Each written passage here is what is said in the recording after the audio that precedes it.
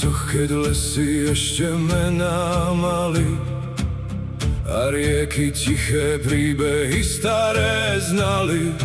Nad považím krídla biele žiarili, tí, čo ju zazreli, na cestu videli.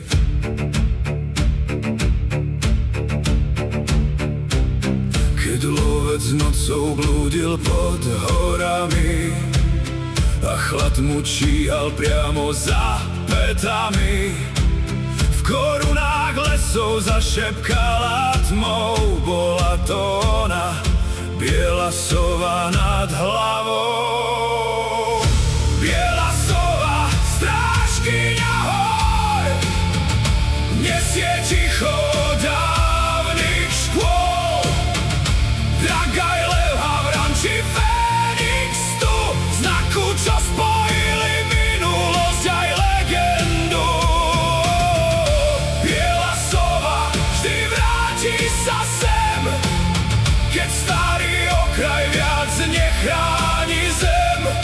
Kým jej biele krídla nocou krúžia, nájsť znova cestu ľudia zaslúžia.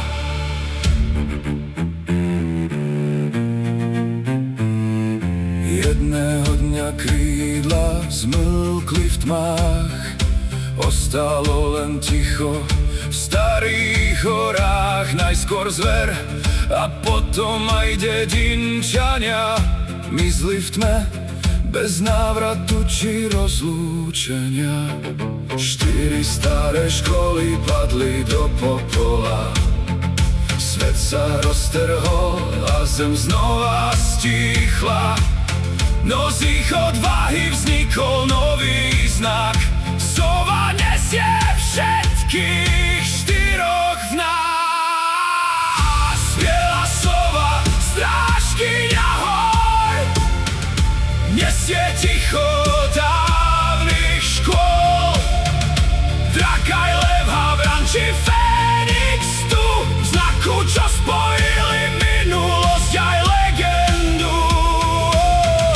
Biela sova vždy vráti sa sem, keď starý okraj viac nechráni zem. Kým jej biele krídla nocou krúžia, nájsť znova cestu ľudia zaslúžia. Keď sa vraj zasjaví znova, tam, kde tle posledná vatra, kto ju zazrie pod oblohou nočnou, nájde, čo hľadá, lebo cestu domov.